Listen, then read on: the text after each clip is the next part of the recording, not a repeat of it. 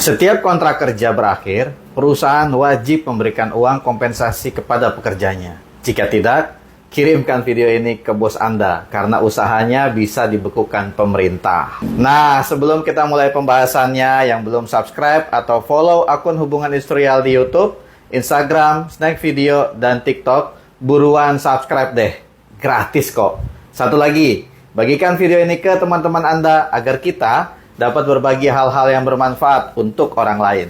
Dan simak video ini sampai selesai, biar nggak salah paham.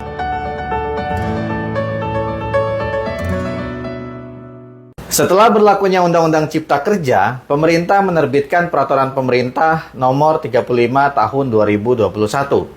Peraturan tersebut mengatur tentang pekerja yang diperjanjikan dengan waktu tertentu, atau kita mengenalnya dengan sebutan pekerja kontrak. Ada 14 pasal yang mengatur syarat-syarat perjanjian kontrak, termasuk kewajiban perusahaan setelah kontrak kerja berakhir.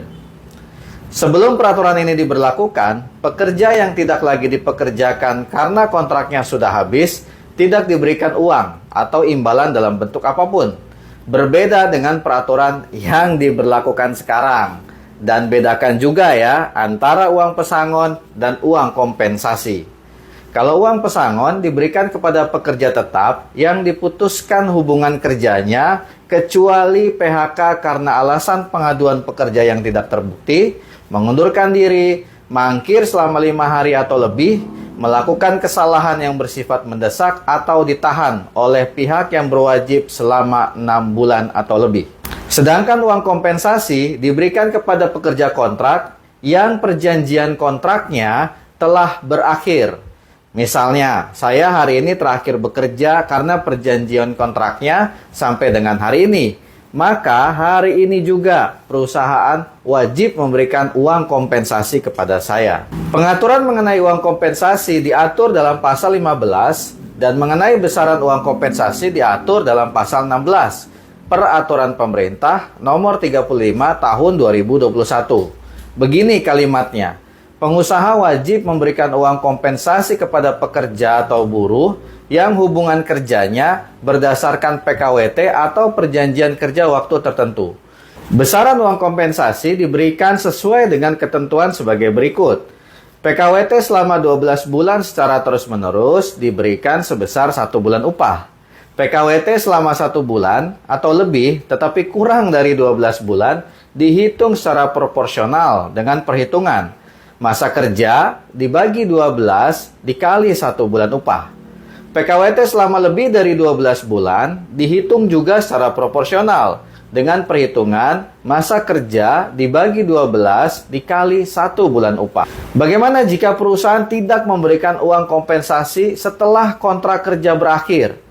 Dalam pasal 61 Peraturan Pemerintah Nomor 35 Tahun 2021, pengusaha dikenakan sanksi administratif dari teguran tertulis, pembatasan kegiatan usaha, penghentian sementara sebagian atau seluruh alat produksi, dan pembekuan kegiatan usaha. Pengusaha yang tidak memberikan uang kompensasi, maka pekerja yang dirugikan dapat melaporkan tindakan perusahaan ke pegawai pengawas ketenagakerjaan di Dinas Tenaga Kerja tingkat provinsi setempat.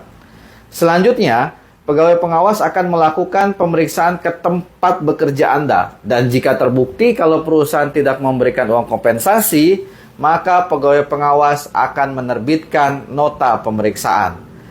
Jika setelah diberikan nota pemeriksaan, perusahaan tetap tidak bersedia memberikan uang kompensasi, maka pegawai pengawas melaporkannya ke Direktorat Jenderal Pembinaan Pengawasan Ketenagakerjaan pada Kementerian Ketenagakerjaan di Jakarta. Setelah menerima laporan, maka Dirjen menyampaikan rekomendasi kepada pejabat yang berwenang, yaitu diantaranya Menteri atau Gubernur atau Bupati Wali Kota, untuk mengenakan sanksi administratif kepada pengusaha yang tidak bersedia memberikan uang kompensasi. Kesimpulannya, setiap kontrak kerja berakhir, walaupun kemudian diperpanjang lagi, maka perusahaan wajib memberikan uang kompensasi kepada pekerja pada hari kontrak kerja berakhir.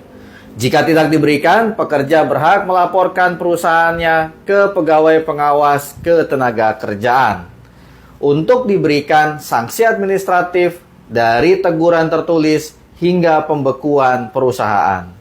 Jika bukan Anda yang memperjuangkan hak-hak Anda sebagai pekerja, siapa lagi? Selalu optimis dan pantang menyerah. Jangan lupa beri like dan share video ini ke teman-teman Anda, termasuk juga bos Anda, biar paham kewajibannya sebagai pengusaha. Akhir kata, semoga kita diberikan kesehatan dan panjang umur agar dapat berjumpa lagi pada video berikutnya. Semoga bermanfaat.